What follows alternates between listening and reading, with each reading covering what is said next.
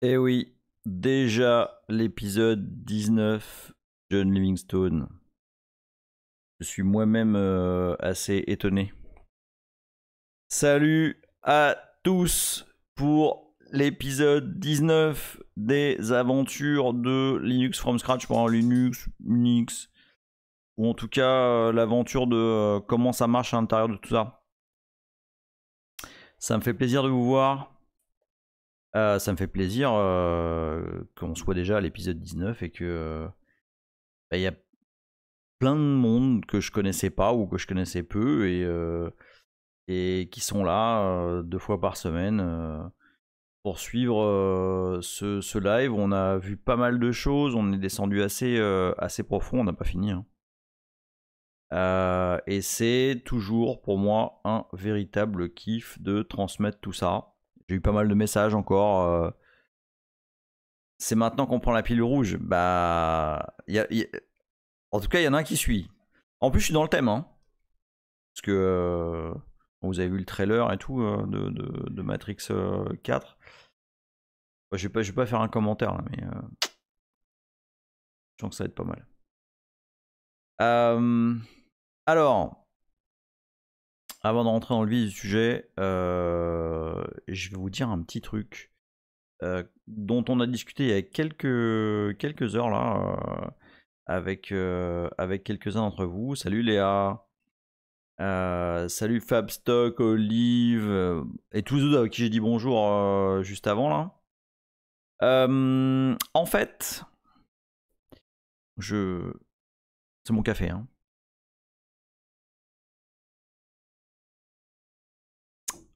En fait, il y a eu pas mal de monde qui m'a dit depuis pas mal de jours, voire semaines, que ça commençait à être un peu dense.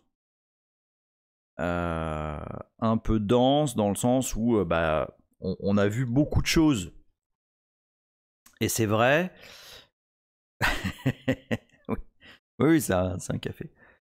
Bah oui, parce que j'ai pas le droit de boire autre chose que des boissons normales pendant le live et même pendant les rediffs. Donc voilà, c'est un café dans une tasse Ibiza.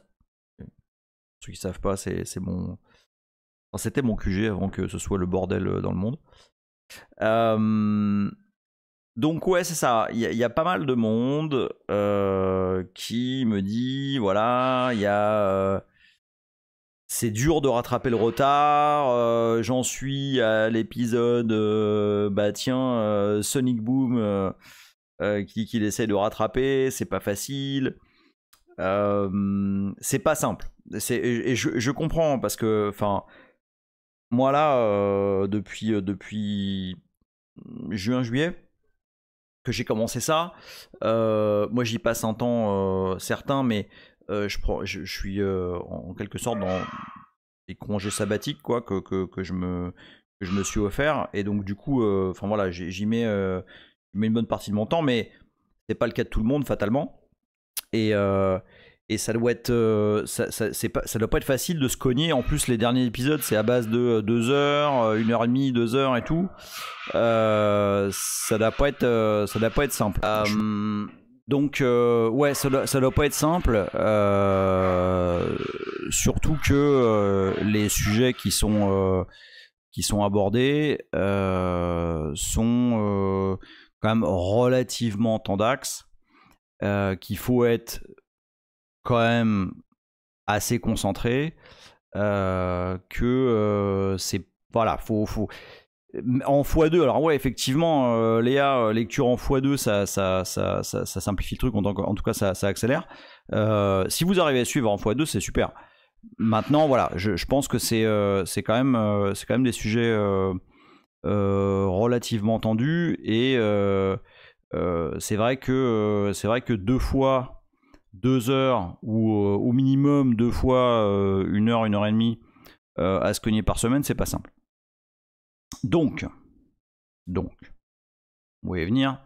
Alors je vais pas faire, enfin, je pense que on va faire un truc un petit peu différent. on va faire... il va y avoir deux lives par semaine. Mais je vais aborder des sujets différents dans chacun d'entre eux. Je m'explique. Vous savez que... vous savez pas d'ailleurs, c'est pas common knowledge, mais donc parmi les sujets qui m'amusent beaucoup, moi. Encore une fois, je m'excuse pour les bruits de chiens, j'espère que vous les entendez pas plus que ça. On entend beaucoup mes chiens qui sont en train de se défoncer derrière ou pas? Sinon, je pousse la porte de l'autre côté. Un peu. Ok. Ouais, en fait, ils attendent que je commence le live avant de se mettre sur la gueule. Ah bah tiens, ça y est, là on va bien le faire chier, donc on y va là. Donc, ce que j'étais en train de vous dire, c'est que je suis en train de réfléchir à avoir 2 sujets de live. Pour ceux qui ne le savent pas, une autre activité que j'aime beaucoup. Alors, ça m'ennuie parce que je sais que ça plaît pas à tout le monde. Oui, le chien qui était malade va mieux. Par contre, dans l'autre a d'autres soucis. Il boite. Enfin bref. Donc, oui. Donc, alors, ça m'ennuie parce que je sais que le sujet fait pas l'unanimité. Néanmoins, ça fait partie des sujets qui moi me passionnent. Et il s'agit des sujets de blockchain. Donc, alors je vais pas dire des crypto-monnaies parce que la crypto-monnaie c'est un truc en soi, c'est de l'investissement, etc. C'est une chose. Moi, ce que j'aime, c'est les technologies de blockchain et ce qu'on peut faire avec. On lit beaucoup de conneries dessus. J'en ai encore lu cet après-midi, de gens qui ne comprennent pas de quoi il s'agit ou qui s'arrêtent aux gros titres des journaux, etc. Il n'en reste pas moins que c'est un sujet extrêmement intéressant et extrêmement... Il n'en reste pas moins que c'est un sujet technique qui est compliqué aussi, avec des notions qui sont... Je sais pas si c'est abstrait, Xdoomer, mais ce sont d'autres notions, quoi. C'est des choses un petit peu différentes. Justement parce que je lis beaucoup de bêtises à droite et à gauche sur le sujet, et que c'est un sujet qui me passionne moi, depuis un certain temps maintenant, et ben je me suis dit voilà, pour pas buffer overflow mon audience avec 2 épisodes par semaine de stack, de kernel, de CPU, etc., etc. Je me suis dit vas-y, on va diversifier un peu et moi, les sujets systèmes profonds qu'on aborde ici, vous savez bien que moi ça m'amuse beaucoup, et c'est pour ça que je le fais. Mais voilà, dans les autres sujets qui m'amusent beaucoup, il y a ça. Et je me dis, pourquoi pas le partager aussi. Alors, je vais pas faire un sondage live là parce que c'est pas l'endroit. Je ferai probablement un petit sondage live sur Twitter pour voir si ça vous intéresse. Sachant, l'objectif, je vous le dis tout de suite, l'objectif c'est pas de vous dire voilà la crypto-monnaie du jour qui a fait plus 42%, c'est Intel, je vous conseille d'investir, machin. C'est absolument pas l'objectif.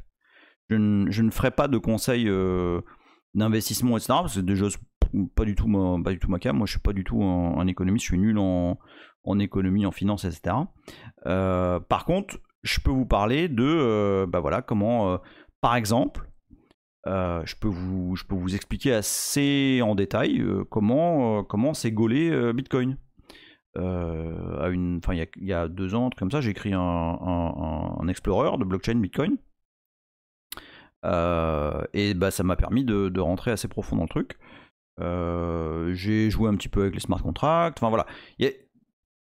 C'est des technos qui sont différentes, qui sont intéressantes, mais voilà, sur lesquelles je pourrais vous donner des infos, des billes et une vue plus concrète que simplement c'est une techno qui permet aux terroristes d'acheter des armes alors qu'en fait ils les achètent en dollars. Alors, ouais, ok, bah voilà, enfin, donc Hardware Adresse qui dit perso m'intéresse pas du tout le blockchain, mais une fois par semaine, système, ça me rallongera du temps pour les rewatch. Voilà, bah voilà, ceux qui veulent regarder, regardent, ceux qui veulent pas regarder, regardent pas. Voilà, tout ce que je propose, c'est d'exposer, de la même façon que je le fais avec le système, hein, c'est d'exposer ce que je sais faire, ou ce que je connais, ce que je comprends des technos blockchain, et puis après, vous en faites ce que vous voulez, quoi. Hein, c'est comme le reste. Hein. Tout à l'heure, je lisais sur Twitter quelqu'un qui s'agaçait sur les technos, machin, blockchain et tout. Enfin, à la fin, on fait ce qu'on veut avec les technos, quoi. C'est-à-dire que on peut acheter a priori ce qu'on veut avec du Bitcoin, et puis on peut également faire des bêtises avec un système Unix. Voilà. Donc oui, effectivement, Fiat Minimis, ça peut faire une porte d'entrée pour de nouveaux viewers. Je teste, ok. Je me suis dit voilà, j'ai vraiment reçu plusieurs fois le message que ça commençait à devenir difficile de suivre. Donc je me dis voilà, moi j'ai envie de diffuser, j'ai envie de causer avec vous. J'aime vraiment ça, je me suis pris au jeu, et bon bah plutôt que cogiter 2 fois par semaine sur le même sujet, bah voilà, on alterne, et puis on verra. Puis si ça fait chier tout le monde, bah on reviendra sur des sujets système. Voilà, il y a rien de gravé dans le marbre. Ouais, Olive, on pourra causer de NFT, on pourra causer, enfin voilà, c'est le sujet, enfin le sujet est très très très très large. Hein. Enfin, les technologies de blockchain, enfin en plus, il y en a plein qui s'imbriquent les unes dans les autres. Enfin, ça va assez loin, mais voilà, je propose déjà de comprendre le début, et puis pourquoi pas, on a fait des bêtises avec le système, on pourrait essayer de faire des bêtises avec les blockchains aussi. C'est un des trucs dans lesquels j'ai un petit peu joué. Voilà. Donc, ce que je dis, c'est que aujourd'hui, donc, on va absolument parler de système, de sécurité, et a priori, bah, on va se dire que samedi prochain en tout cas, je ferai peut-être un live plutôt orienté blockchain. Voilà. Alors, on va coder un smart contract qui s'appelle Michel. Ça c'est la bonne idée, ça y est, c'est trop beau. Je retiens. Prédiction du jour. Prédiction du jour. Est-ce que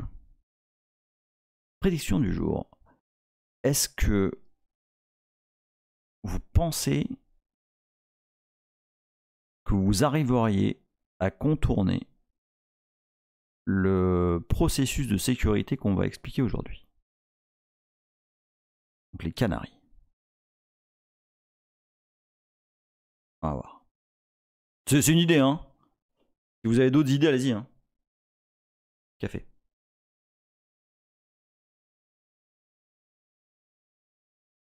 Je vais faire des dessins aujourd'hui. Alors, parce que Léa a posté sur Twitter un petit schéma qui montre un bout de code avec protection et sans protection. Okay. Moi, l'idée aujourd'hui, c'est que je vais vous expliquer ce que ça fait, ces protections-là. Et puis, on va parler un petit peu de pourquoi, de comment, etc. Alors, pour ça, on va revenir aux bases. Les bases, c'est il y a, je sais pas, 2 semaines, avant qu'on commence la série sur Elf, on avait produit un code de très mauvaise qualité qui s'appelait michelvuln.ci. Vraiment de très mauvaise qualité. En fait, ce code était éminemment vulnérable à une attaque de type buffer overflow. Et alors, je vais revenir là-dessus. Je vais revenir sur ce que c'est, simplement pour que tout le monde soit absolument en ligne sur ce que ça veut dire qu'une attaque de type buffer overflow. Donc je vais lancer mon plus beau MyPaint, voilà. Normalement vous avez un écran blanc à l'écran. Et normalement, si je me mets, si je fais ça, on a bien un smiley à l'écran. Vous avez bien un smiley à l'écran? Parce que je peux faire des trucs.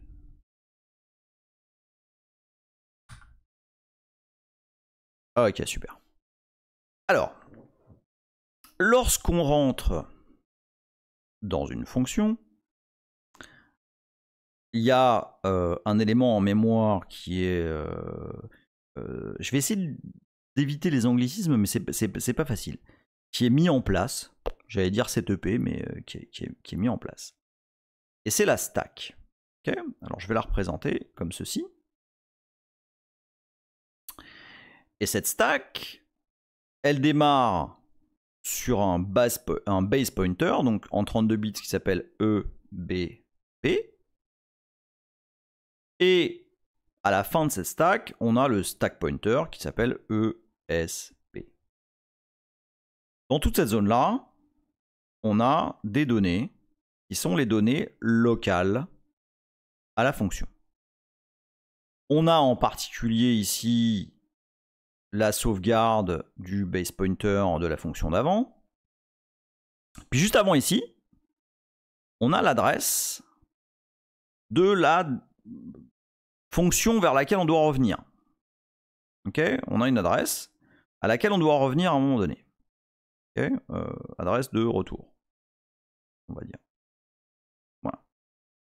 Et puis, par ici, on a des paramètres. Donc par exemple, je simplifie un peu, hein, mais par exemple, ici, on peut avoir un buffer de caractères qui va faire, on va dire, 32 octets. D'accord? Alors, si je reprends... Je pense que j'ai fait 128, mon truc, là. Ou 32, je sais plus. Ah non, 128. Alors, dans ce que je vais faire 128. Comme ça, on est... Comme ça, c'est pareil. Attends, hop. Où je suis-je?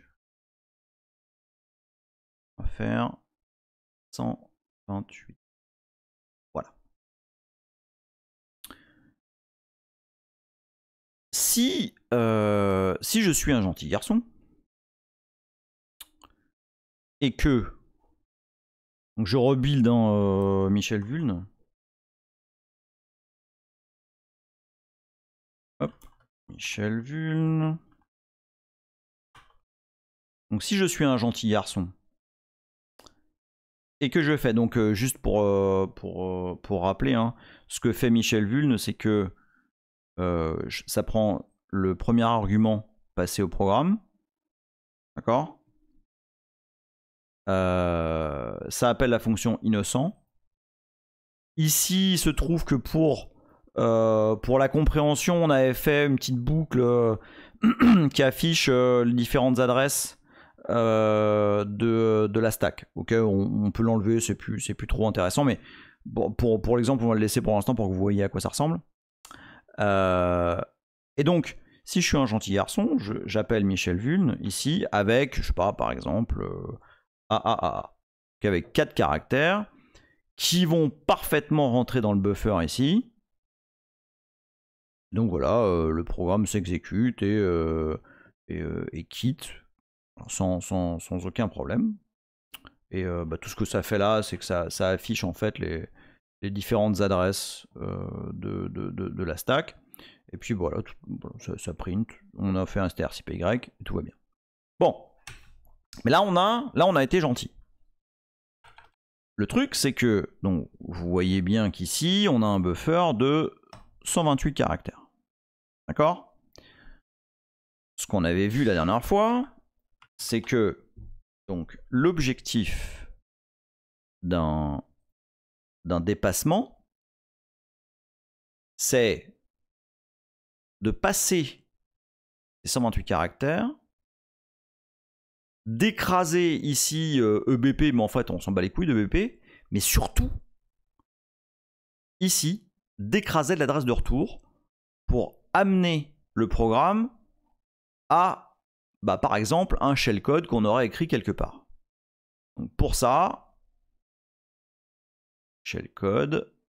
Pour ça, je vous invite à voir l'épisode de... Alors c'est du 10 au 13, hein, à peu près, les buffer overflow et le stack smashing. Et on voit ça vraiment tout à fait en détail. Mais donc l'objectif là, c'est d'écraser tout ça, de faire les bourrins et d'écraser toute cette zone-là de la stack pour pouvoir avoir accès à notre adresse de retour. D'accord ? Donc ça, normalement, c'est frais dans les esprits. C'est pas si lointain. Et donc, ça se fait comment? Par exemple, ici, je vais faire Perl-E de... je vais afficher print, je vais afficher des A sur 200 caractères. Et 200 caractères, c'est bien plus que notre buffer. Pourquoi c'est pas print? Si, c'est print. Comment ça, loupé? J'ai pas... Non, si, c'est bon.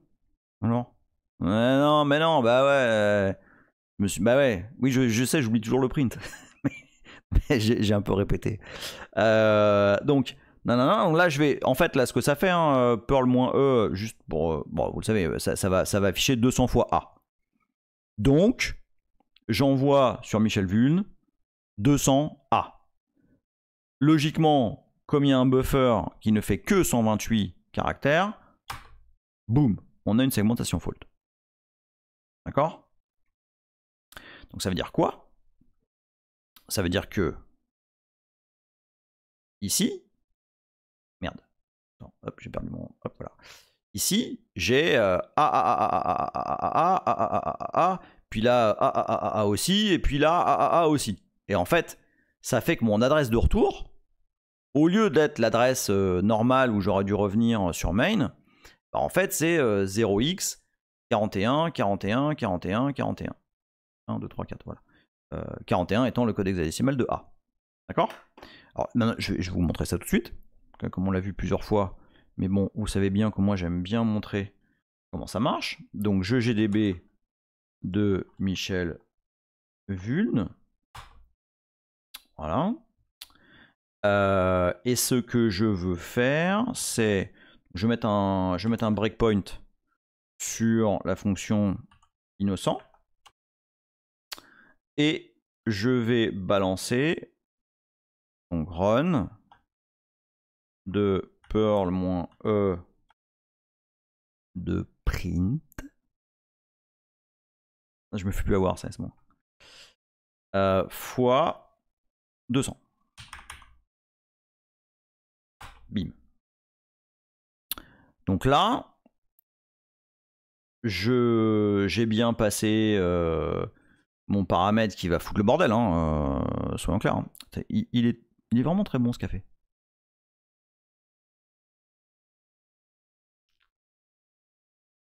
Juste à température, est vraiment super. Donc on est bien ouais, on est bien dans notre fonction innocent. Et voilà, ok. On va essayer, attends, je vais essayer de pas... Attends, je suis où là? Ah ouais, je suis dans strcpy, je vais essayer de le passer d'un coup. Tiens, next. Voilà. Ah merde, bon, ok. Step. Là, je vais passer au next.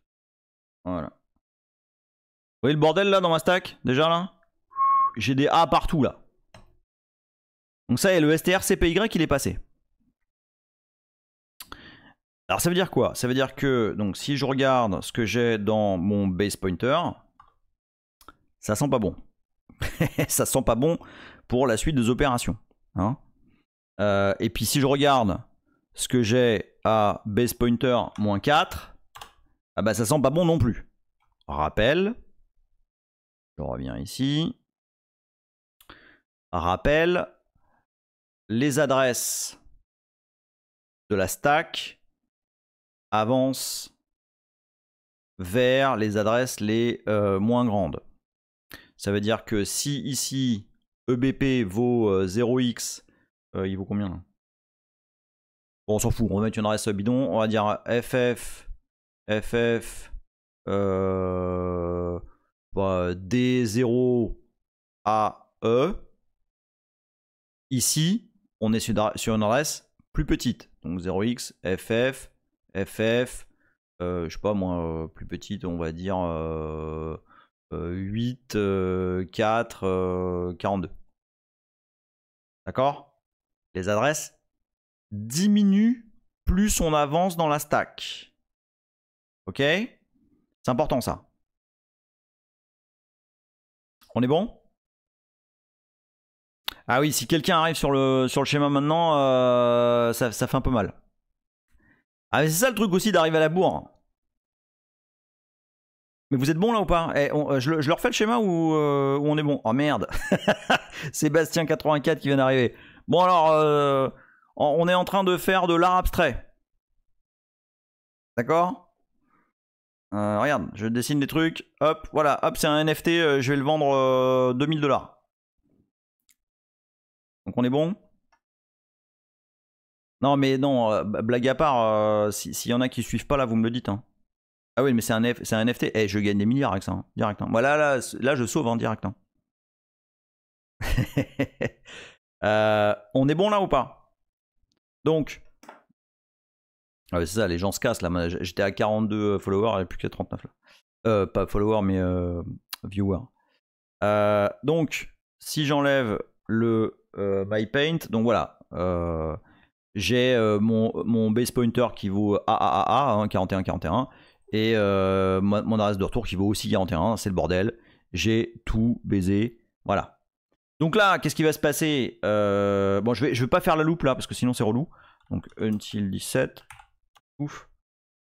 Qu'est-ce qu'il me dit? Pourquoi? Cannot insert breakpoint. Ok, bon, si tu veux. De toute façon, attends, next. Ah, mais là, c'est parce que t'es relou là. Tu vas me le faire vraiment pour de vrai? Until 17.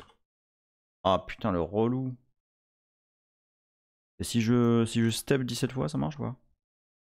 Ouais. Ouais, c'est bon ça. Attends. Ah non, faut que je next. Bon, il a décidé de me. Hein, non, ouais, tac, tac, tac, tac, tac, tac, tac, tac, tac. De toute façon. Bah, tu sais quoi, rien. Attends, on va faire until 18. Au moins comme ça. Ah non, mais. Ah voilà, c'est bon. Cannot access. 0x41, bah oui, forcément. 0x41, 41, 41, bah, c'est tout pété. On peut pas revenir à cette adresse là parce qu'elle n'existe pas. Donc, ce qu'on a fait là, c'est ce qu'on a vu depuis tout à l'heure, c'est qu'on a réécrit l'adresse de retour. Référez-vous aux épisodes 11 ou 13, je dirais, pour voir ce qu'on peut faire de rigolo avec ça. Okay, avec ça, bah, on peut aller, on peut retourner sur des adresses où il y a autre chose que des caractères. Donc maintenant, l'objectif, quand on fait ça, hein, c'est d'aller exécuter du code en fait. Alors, il y a plein de méthodes pour contrer ce type d'attaque. Okay, ce type d'attaque, c'est ce qu'on appelle un buffer overflow. Et c'est ce qu'on appelle smashing the stack. Et pour smasher la stack, il y a plusieurs conditions qui aujourd'hui, en 2021, ne sont plus réunies. Déjà, premièrement, on n'est plus censé builder des exécutables avec l'option -z exec stack. On n'est pas censé mettre la stack exécutable, parce que ça permet ce genre de conneries là. D'accord? Et puis, j'ai volontairement ajouté ce genre de flag. Je vous rappelle, hein, initialement, on a démarré tout ça sur une vieille Slackware de 1995 dans laquelle il n'y avait pas tout ça. Okay, dans laquelle il n'y avait pas de mécanisme de protection. Donc là, aujourd'hui, quand on veut builder un binaire sans protection, bah, il faut explicitement dire bah, je veux pas de protection. Okay. Alors maintenant, on a ce binaire non protégé qu'on arrive à bypasser, duquel on arrive à écraser, ouais c'est le flag acme, ouais. Donc, duquel on arrive à écraser l'adresse de retour. Je vérifie juste que j'oublie pas de vous dire des choses parce que j'ai pris des notes. Tac tac tac. Ok. Donc maintenant, ce que je vous propose, je vais faire deux choses. Je vais avoir d'un côté Michel Vulne ici, duquel je vais vous montrer le code des assemblées de Innocent. Il est là. Donc ici on a le prologue, on a ici de la sauvegarde de registre, etc. Et puis on a tout notre truc qui se déroule par ici. Bon. Je vais pas commenter le code assembleur parce que déjà premièrement c'est pas très intéressant. Et en plus c'est pas forcément trivial.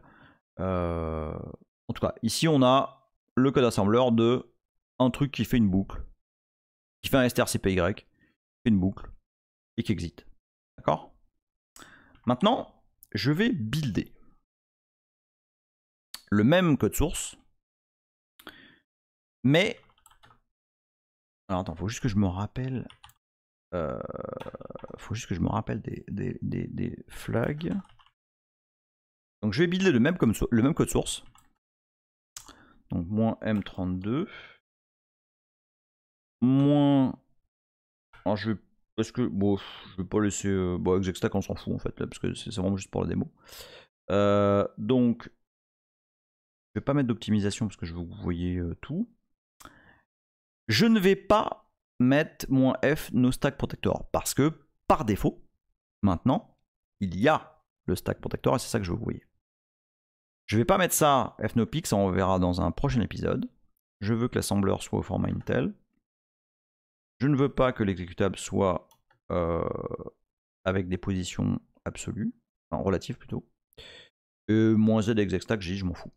Donc, hop, et -o, on va appeler ça -vuln. -vuln, comme ça.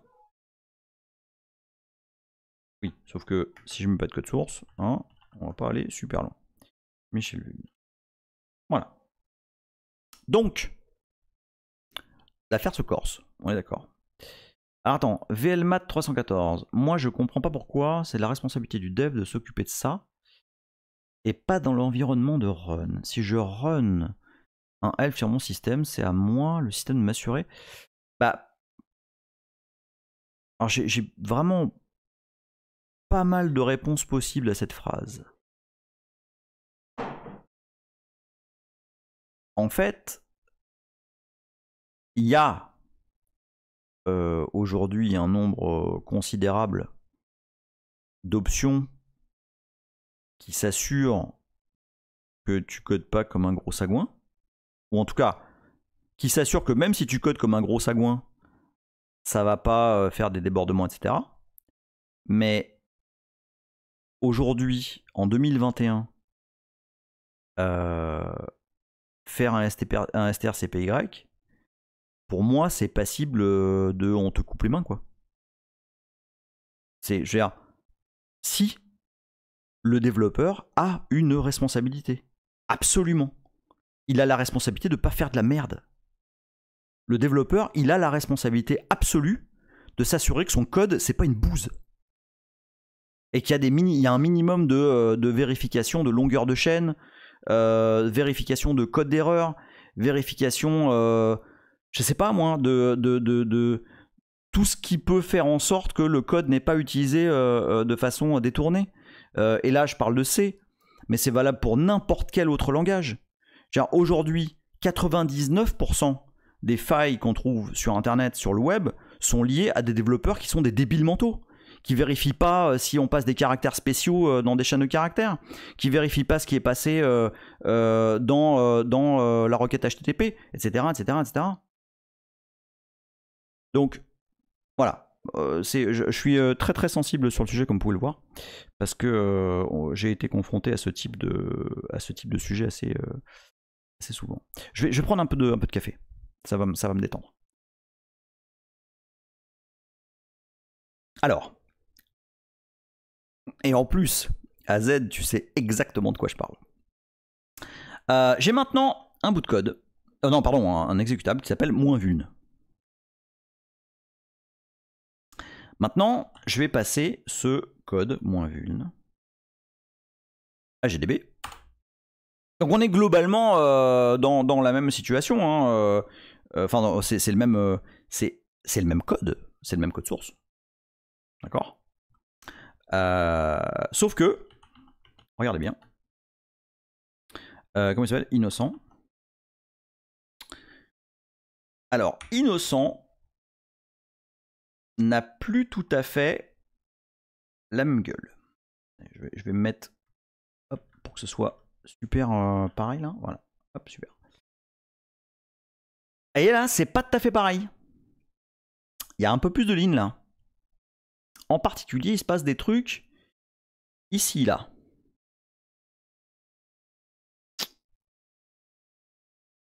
Et ça, là, ici, il y a cette ligne, ça fait piou piou. Ça a dû saturer de ouf, là. En fait, je vais vous expliquer ce qui se passe ici. Ah tiens, ça me fait penser, je vous ai pas dit... Attendez, laissez-moi remettre mon browser, là. Ah, puis alors, ça, évidemment, ça va foirer. Firefox, bah ouais. Une seconde que je vous mette mon Firefox. Comment il s'appelle? Yellow, machin. Voilà. Ouf. Firefox. Ah oui, le petit canari que vous aviez dans la mire au début, eh bien, il vient encore une fois de Unsplash, qui me demande de bien vouloir faire de la pub à Joshua J. Cotten, qui a fait cette magnifique photo de canari, voilà, que j'ai utilisée dans l'intro. Voilà, fallait que je le fasse, fallait que je le dise. Boum. Et donc ceci, c'est un canari. Mais alors, qu'est-ce que ça veut dire? Qu'est-ce que c'est? Pourquoi? Comment?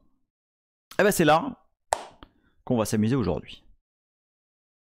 Je vais revenir sur mon magnifique Paint. Et je vais effacer ce gros pâté que j'ai écrit ici. Alors, on s'accroche, on lit et on regarde. Attends, où je suis là? Allez, reviens. Ouais, hop, voilà.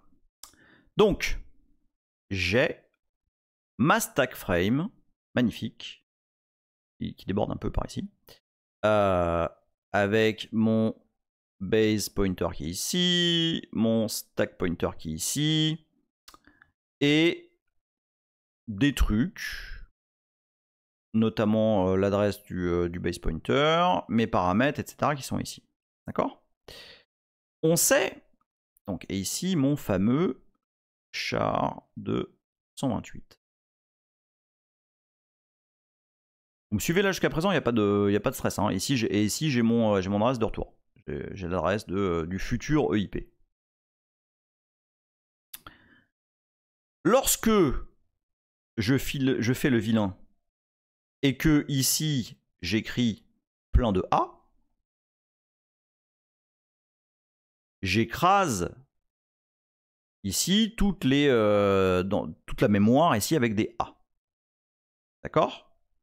Pas de souci. Imaginons que ici, j'ai un truc qui s'appelle QuiQui. Quand je fais le vilain ici, lorsque j'écris plein de A, QI va se faire écraser. On est d'accord? Donc si dans mon code généré, j'avais un truc qui vérifiait que à la fin de ma fonction, j'avais bien toujours QI ici, ben probablement que je serais capable de détecter un stack smashing. Et qu'il n'y a pas quelqu'un qui a tout pété en fait. Vous me suivez? Mais, le souci, c'est que QI là, ça va pas toujours s'appeler QI. Parce que sinon, tous les hackers du monde vont faire ce qu'on a fait la dernière fois quand on a manipulé la stack et on a écrit des trucs. Bah, ils vont juste s'assurer de mettre la chaîne de caractères QI dans le truc qu'ils vont injecter. Et puis voilà, l'APC et tout le reste, ils verront que du feu. Et tu vas pouvoir exécuter des trucs. D'accord? Vous comprenez ce que je suis en train de dire là? C'est la base du truc en fait. Donc, hop, on enlève my paint. Bon. Alors, comme mon café est un peu fort, par contre, je vais prendre un peu d'eau. Et je garantis c'est de l'eau. Je refais. Non, parce que c'est important, parce que c'est toute la théorie du truc. Donc, je reprends. Ici, notre stack frame. Base pointer. Stack pointer. J'ai mes paramètres, j'ai mes variables, etc. Ici, j'ai mon base pointer. Attends, je vais l'appeler EBP parce qu'on a toujours appelé EBP, sinon après ça va vous perdre.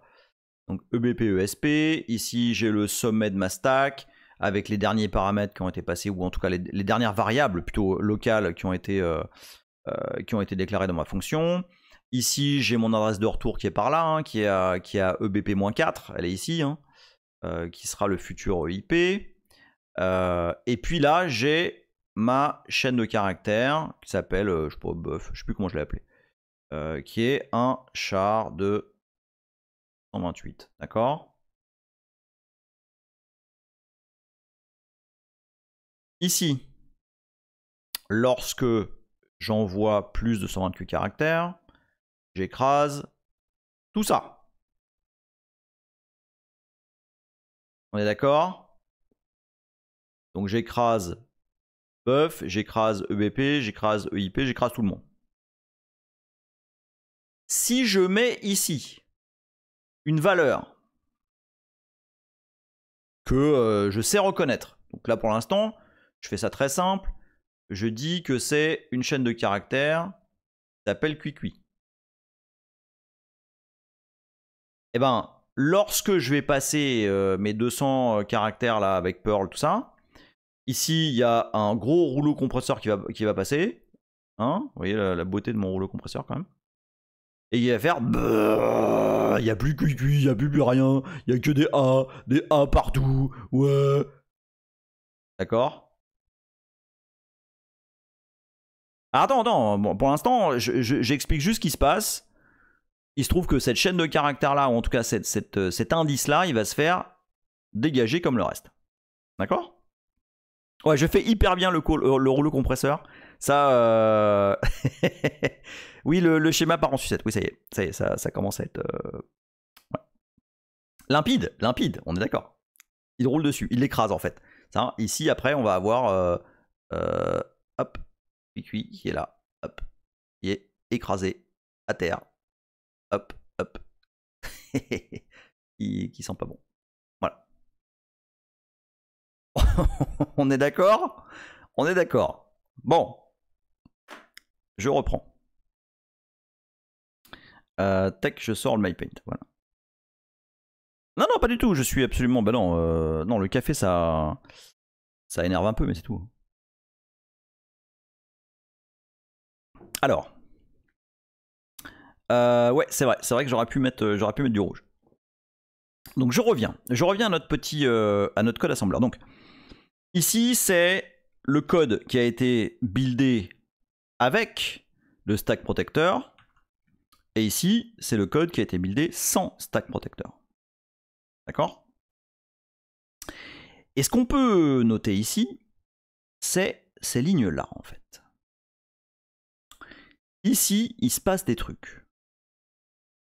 Ici, en particulier, il se passe un truc là.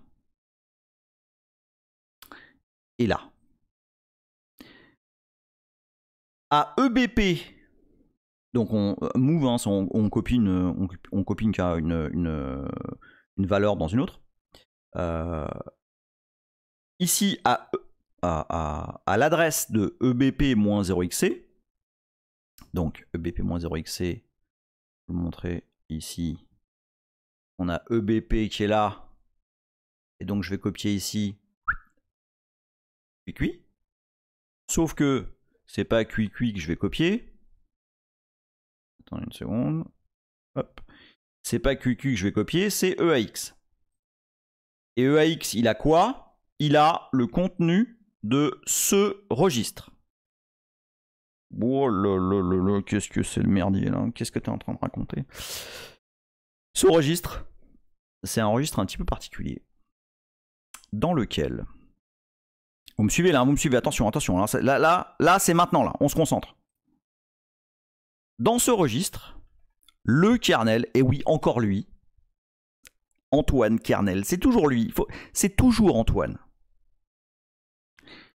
Antoine Kernel va copier une chaîne, enfin une chaîne, non, une valeur random. Ok? Allez, ici, là, voilà, hop. Donc toujours je suis en 32 bits, hein, en 64 bits c'est un petit peu différent, mais... Enfin non, c'est pas différent, c'est pareil, mais il le fait différemment. Mais à la fin, hop, on va copier. Alors où est-ce qu'il est? Attends, il y a un truc random machin. Donc ça c'est un fichier .h du kernel, hein, qui s'appelle stackprotector.h. Et donc là, alors je sais plus où c'est. Gna gna gna. Donc voilà, voilà, c'est ça. Get random bytes, voilà. On va faire du random, donc du vrai random, hein, pas la Debian, hein, il ne va pas y avoir 4 à la fin. On prend du random et on va le coller dans ce registre. Ok? Et une fois qu'on l'a collé dans ce registre, j'enlève mon Firefox. On va... Où est-ce que je suis? Voilà. Donc le registre c'est GS, et il se trouve que par défaut... Enfin, c'est pas par défaut, c'est... On attend à ce que ce soit au 20e octet, donc à 0x14.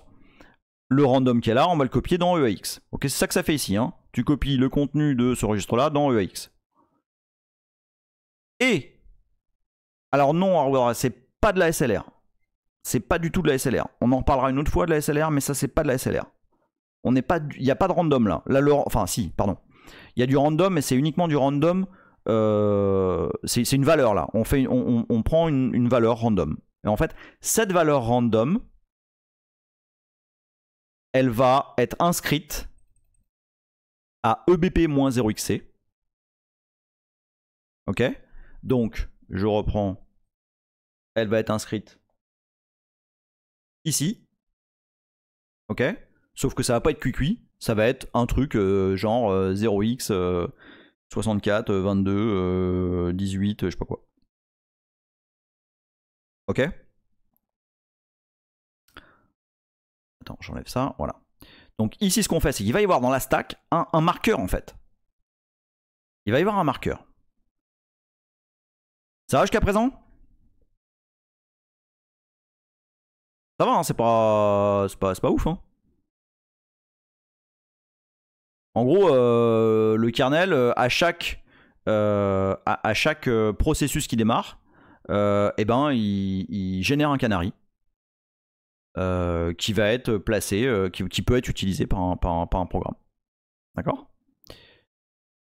Oui, absolument, Léa. Bah, c'est ce que je viens de dire. En fait, GS est random à chaque exec. Oui, oui. Non. À chaque processus, ce canary est placé. Ah, Yastromo, bah tu sais, c'est la vieille blague. Sous Debian, il y avait eu un commit un peu merdique où je pense que c'était dev random qui renvoyait 4 enfin tout le temps en fait. Il n'y avait pas de random. Il y a même un XKCD sur le sujet. Cherche random XKCD Debian. C'est bien ça, hein, c'est Debian. Hein. Donc, alors regardez, parce que c'est là que ça devient cool. Donc on est toujours sur le... Ouais. Donc, regardez. Ouais, non, vous allez voir, c'est trop classe.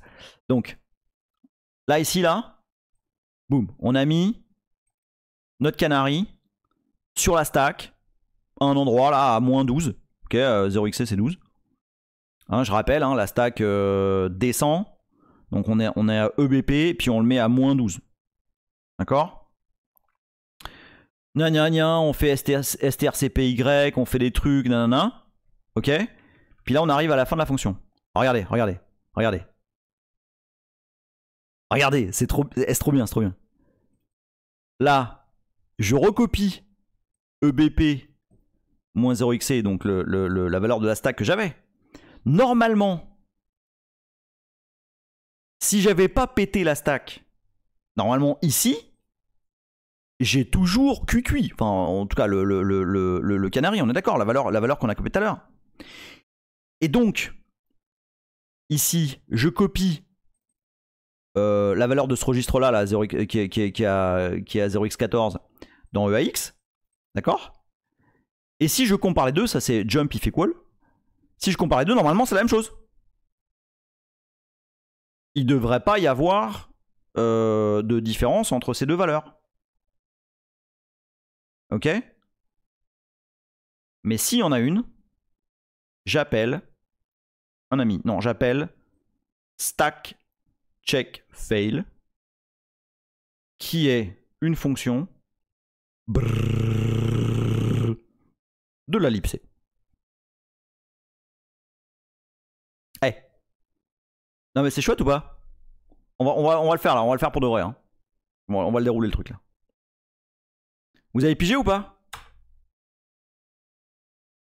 On démarre le programme. Dans le registre GS, à l'offset 14, il y a une valeur qui est posée, qui est random. Ok, qui est posée random par le kernel. Je vous remontre. Boum. Voilà. Le kernel, il fait... où est-ce qu'il est? Voilà. Merde, j'ai encore perdu. Il est fort ce café, putain. Ah ouais, c'est ça. Voilà. Get random byte. Nanana. Hop. Et puis, je pose ça dans le registre GS ici. Ok? C'est le kernel qui fait ça. À chaque processus. Ok? J'ai ça dans mon registre GS. À l'offset 14. Boum. Je le copie dans EAX. De EAX, je le copie sur la stack. Ça y est. Je l'ai copié sur la stack, je l'ai sauvegardé. Il est là. Si jamais je fais de la merde dans ma stack et que donc j'écrase cette valeur-là, okay, qui est après EBP, tout à l'heure quand on en a écrit 200A, j'ai éclaté EBP, j'ai éclaté tout le monde. Ben, j'aurais forcément éclaté le canary. Et ben si je n'ai plus cette valeur-là à 0xc, quand je vais faire mon XOR ici, quand je vais faire ma comparaison entre ce qu'il y a dans GS à l'offset 14 et EAX, eh ben, je ne vais pas avoir d'égalité. Alors non, Léa, tu ne peux pas aller magouiller avec le registre GS. C'est un autre sujet pour une autre fois, mais en l'occurrence, si là dans GDB, je ne peux même pas faire X de GS. Enfin, je peux le faire, mais ça va foirer. Du coup, si on éclate la fin, ça protège rien du tout, c'est infini le problème. Ben non, oublie pas. Regarde. Attends. En fait, GS, le registre GS, il n'y a que le kernel qui sait y aller. Toi, tu sais pas. GDB, c'est pas. Ça dépend d'une valeur, qui est la GDT. Oui, c'est ça. GDT. Ouais, ça. Qui n'est connue que par le kernel. Et c'est un autre. C'est un bordel. On en parlera probablement, ouais. Mais c'est un autre système d'adressage. Ok, que par page. On va pas s'occuper de ça maintenant. Je veux pas que ce soit flou là. Pour l'instant, dites-vous, GS, il n'est pas accessible. C'est un nombre random entre combien et combien? Bah écoute, c'est. En l'occurrence, là sur une archi 32 bits, ça va être 4 octets. Donc entre 0 et beaucoup, mais je suis toujours pas très bon en maths, je vous le dis. Ah, Sonic Boom. Tu me niques un peu tu me spoil un peu la fin de mon truc là. Mais t'as raison. En fait. Bah mais non, mais tu m'as tout spoilé là. Ça c'est pourri, vas-y, kick-le. Non, je déconne. Mais non, c'est super, au contraire.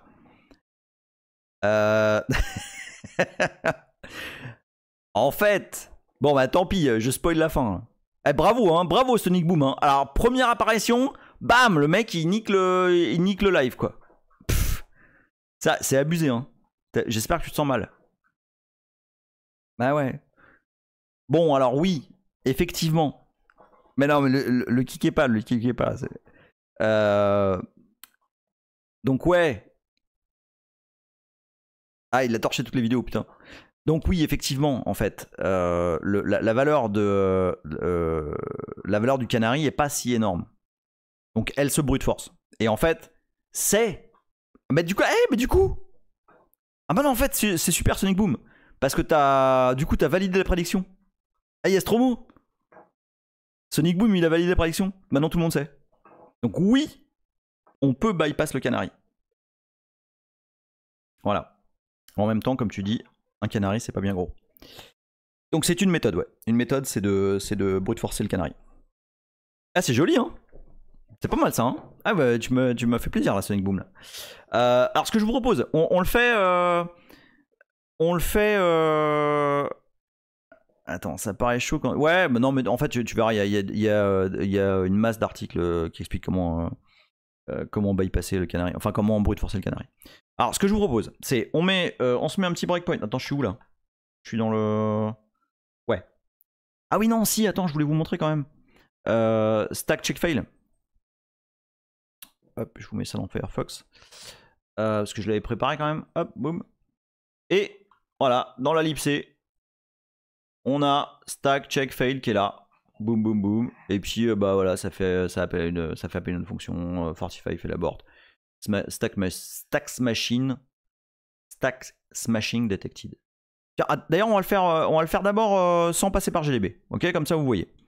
Alors, Michel Vulne. On l'a fait tout à l'heure là. Voilà. Michel Vulne, nanana. Segmentation fault. Je suis tout pourri. Tu m'as écrasé. Au secours. Et là, je mets moins vulne. C'est moins vulne, il s'appelle? Ouais. Moins vulne de la même chose. Ah ah! Dis donc, qu'est-ce que t'essayes de faire là, mon garçon? Hein? Viens voir, c'est la police par ici là. Stack machine detected. Viens ici, viens ici. Viens dans la petite salle sombre. Allez, hop. Voilà.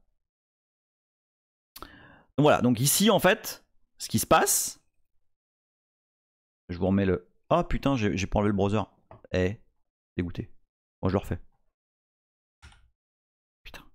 Eh, j'avais réussi hein, à pas le faire hein, depuis... Bon. Donc, je refais. Michel Vulne. Boum. 41, brrr, segmentation fault. D'accord? Ici. Attends, je clear. Pour pas double spoil. Hop, Michel... non, pas Michel Vulne. Moins Vulne. Moins Vulne. Donc, qui a été compilé avec la protection de la stack et Canary. Bim. Stacks machine detected. Ok? On s'arrête, c'est la police. D'accord? Hein, c'est quand même... hop. C'est quand même assez clair. Et donc, je remets cette fois le Firefox. Et voilà. On est ici en fait. Il y a une fonction de la libc qui s'appelle stack check fail. Et hop, ça a foiré. Voilà. D'accord? Bon, on le fait en live maintenant. On le fait en live. Bon, on sait tout ce que ça fait maintenant quand on passe le, quand on passe les 200A machin sans protection. J'ai bientôt plus de café là. Maintenant, on va faire GDB de -1. On va mettre notre breakpoint sur innocent. Et attends, est-ce que j'ai la dernière commande là? Parce que ça me fait chier de retaper à chaque fois. Voilà. Et je run. Putain, vous arrêtez de pas de parler là, qu'est-ce qui se passe? Attends, Arpenteur. Non, attends. Alors, vu la gueule. Tu brute force un truc qui change à chaque changement de lancement de process. Oui, absolument. Oui, non mais tu verras, il y a des exemples. C'est assez. Non, en fait, c'est pas trop compliqué en fait. En fait, il y a plein de méthodes. Arpenteur pour brute forcer le canary. Et après, ça dépend aussi de du code que tu attaques en fait. Ah mais je vous pesterai. Est-ce que je vous le peste ou est-ce qu'on le fait?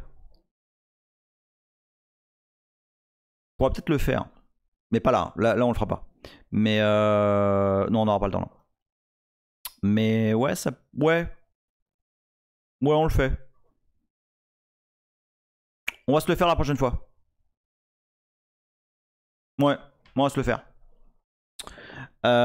Donc. Allez. Bah, allez. On est des oufs. Allez, on y va. Moi, de toute façon. Moi, j'ai pas de limite. Hein. On fait du RSA jusqu'à 2025. On y va. Hein.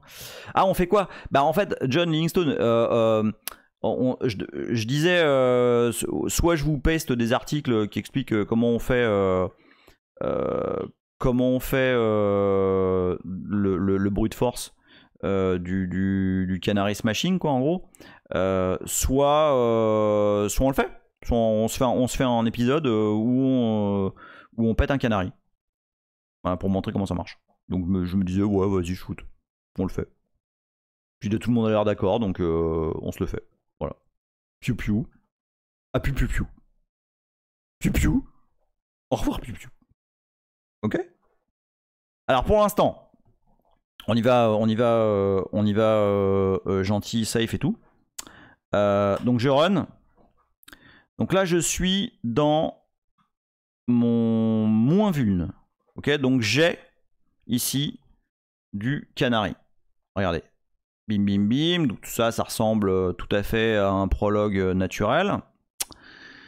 Ici, je sauvegarde. Ça, c'est intéressant parce que c'est potentiellement utilisé par la suite, potentiellement par des programmes d'analyse ou quoi que ce soit. En fait, je sauvegarde le paramètre qui est passé à la fonction. Je le sauvegarde après. Il est ici. Je sauvegarde après le buffer. Pourquoi? Donc là, ici, là, c'est le paramètre qui est passé. Hein. EBP plus 0x8. Regardez. Je fais... Non, oui, si. Non, je dis de la merde, là. EBP plus 0x8. Ok, et si j'ai fisqué là-dedans... Si, c'est ça. Ça, là, cette adresse-là, je vais la sauvegarder plus bas que le buffer. Bougez pas, je vous montre. Tac. Quel schéma d'une clarté absolue. Boum. Regardez. Regardez. Hop. EBP. ESP. Buffer. Je sauvegarde l'adresse du paramètre ici. Parce que quand je vais écraser mon merdier, je vais écraser à partir de là. Mais ce qui se trouve avant, je vais pas l'écraser. Donc il sera toujours disponible. Vous me suivez? Vous avez pigé ou pas? Tout ce que je vais écrire avant buffer va toujours être là. Même si j'écrase tout. Smart, hein? Ils sont pas cons, hein? Les ID, je pense. Donc c'est pas sûr. Regarde. Si j'avais sauvegardé l'adresse des paramètres ici. Quand je mets mes A là. Oh, et là. D'accord? Mais si je sauvegarde l'adresse de mes paramètres avant le buffer, eh ben ça ne sera pas touché parce que je vais écrire à partir de là. D'accord? Donc on sauvegarde les paramètres par ici au cas où il se passe des trucs. D'accord? Je reviens. Hop. Donc c'est ça qui se passe là. Je sauvegarde mon paramètre à... non, ici. Je sauvegarde mon paramètre à 0x9c. Donc après... Enfin avant en l'occurrence. Avant le buffer. J'ai soif.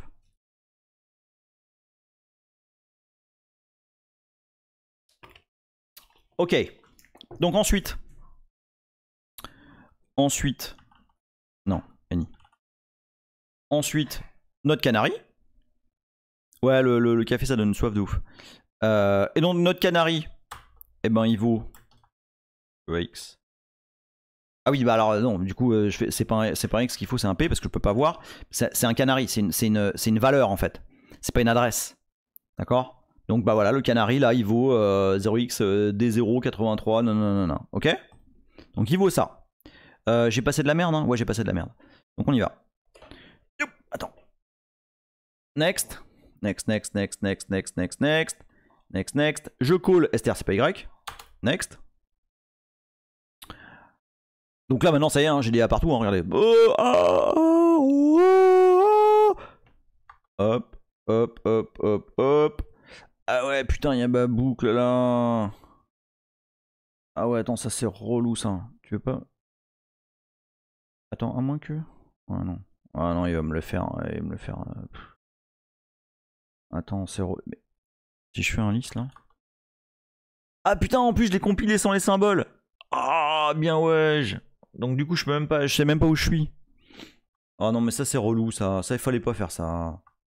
Ah non parce qu'en plus j'en ai pour la nuit là. Bon allez, attends, je vais recompiler. Je suis loin, mais non je suis pas loin. Ok, je rebuild. Non parce que j'ai pas compilé avec les symboles de débugage, donc du coup je sais même pas où je suis dans le code. Ok, donc hop, manger. Voilà. Non mais c'est mieux comme ça. Donc B innocent. Mais non, parce que j'ai ma boucle à la con là, vous savez. Ouais, je peux modifier le jump, mais putain. Attends. Attends, liste. Ouais, c'est bon ça. Donc tac, et là je run avec 200A. Voilà, bah ça c'est bien, ça c'est beaucoup mieux ça. Donc any, tac. Hop, le canari, on sauve le canari sur la stack. Boum. Voilà, boum. Mon print, et puis là, je vais until 17. Voilà. C'est quoi? Until 17.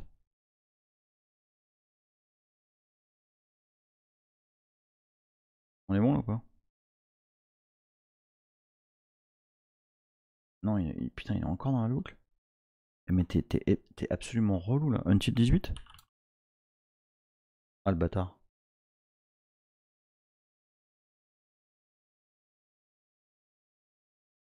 Bon, ok. Tu m'as saoulé, hein. Ah, sinon, je peux peut-être stepper. Je tape 10 fois. Vas-y. Step 10 fois encore. Tiens, c'est bon. Je pense que c'est bon. Non.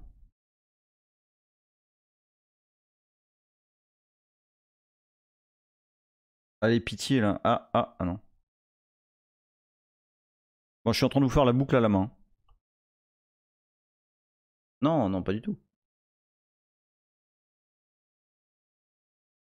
Ouais, mais non, parce que le 18 il lui plaît pas parce que bah, comme on a éclaté l'adresse de retour, il est tout perdu là. Attends, on va y arriver. Allez. Non, ouais, 17, je suis encore dans la boucle, Sonic Boom. Step until 18 ? Tu vas voir ? Mais non. C'est soit step tac, soit until 18. Mais until 18, il est pas content. Parce que regarde. Tu vois, si je lui dis until 18, il gère avec l'adresse de retour. Et l'adresse de retour, maintenant, elle vaut de la merde. Donc forcément, bah, il est pas content. Non, il aurait fallu que je step. Enfin, il faudrait que je step un nombre de fois. Tu vois. Putain, c'est relou.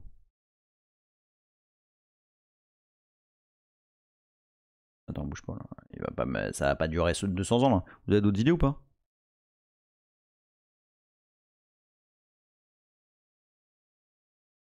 Ouais, attends. Qu'est-ce que tu dis là ? Ah, sinon je vire la boucle. Ouais. Bon, allez, ouais, on va faire ça. Parce que sinon c'est relou là. Bon, désolé les gens qui vont voir ça sur YouTube. Hein. Vas-y, donc tac. Vas-y, de toute façon on n'a pas besoin de tout ça. Hein. Hop. Voilà. Hop. Allez. Bah du coup, ouais, puis attends, du coup on n'a pas besoin de tout ça non plus. Hop. Allez, tac, buffer, poète. Allez. Du coup, moins M32. Hop, moins G, plop. Voilà, c'est bon. Allez, cette fois ça va le faire. Donc, B innocent. Premier moment run. Voilà. Bon, là du coup ça va être plus simple. J'ai rebuildé, hein, ouais. Tac. Canary, blop. Lester CPY, je vais pas rentrer dedans. Any. Voilà. Ça y est. Boum. Voilà. C'est là que c'est bon. Donc, qu'est-ce qu'on a dans EBP 0xC? Non, dollar EBP. On a 41. Sachant que tout à l'heure, on avait le Canary. Mais là, du coup,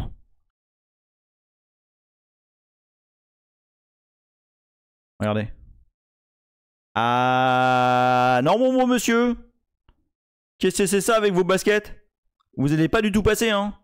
Parce que 0x41, ça vaut pas QQI. Alors là, vous allez passer par la case stack check fail. Ah oui. Ça, je suis désolé, hein. Mais ça, et voilà, et c'est là qu'on va.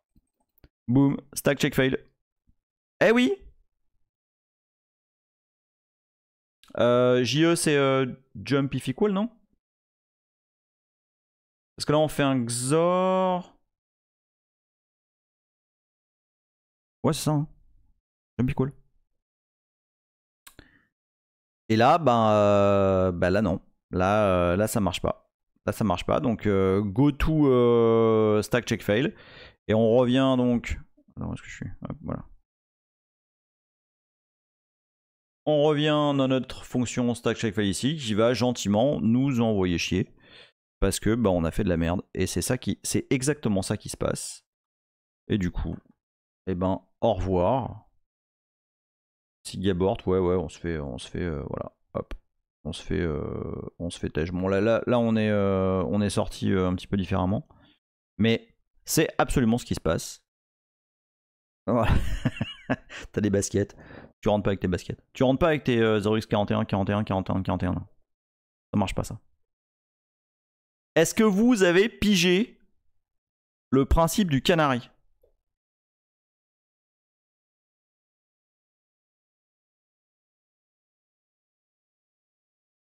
Finalement, c'est pas très compliqué. Hein. On a une valeur qu'on met sur la stack. Si elle est plus là, si elle s'est fait éclater quand on sort, bah. Alors oui, effectivement. Alors je suis d'accord, Johnny Miston. C'est encore les pauvres canaris qui morflent. Ça malheureusement, c'est toujours pour eux. Après. Non, mais on va le faire, Sonic Boom, la prochaine fois, le bois de force. Après. Le jour où les canaris vont vouloir se venger. Bah. C'est pas. Alors attention, c'est pas la panacée non plus. Canary Lives Matters. Mais exactement. Exactement. CLM. C'est pas la panacée. D'accord. C'est pas. Il y a. Comme on va le voir, il y a des manières de le bypass. Donc c'est pas la panacée. Il y a d'autres choses qui permettent. En fait, les éléments de sécurité qui peuplent les systèmes modernes de nos jours, il n'y en a pas one to rule them all. Il y a plusieurs trucs qui sont empilés les uns aux autres. Là, en l'occurrence, vous comprenez bien que cette méthode-là, elle est quand même essentiellement issue du compilateur. Okay, c'est essentiellement du code qui est ajouté à votre code assembleur, au code assembleur qui sort, pour ajouter des checks. Ce qui signifie, attention, hein, ça a quand même un coût, malgré tout. À chaque fonction, on va ajouter des comparaisons, etc. Et effectivement, John Livingstone, ça ne détecte pas tous les buffers overflow. Voilà. Bon, bah voilà. Je voulais faire un peu moins long ce soir pour que ce soit un peu plus visible par tout le monde. J'espère que c'était pas trop court, mais je pense pas. J'espère que vous avez tous bien compris. J'espère que le buffer overflow n'a plus aucun secret pour vous. Prediction result is oui. C'est bon ça. Ça fait plaisir. Ça fait plaisir. On est 45. C'est cool. Et bah écoutez, merci beaucoup pour cette petite session. On s'est bien amusé. Moi j'ai bien kiffé encore.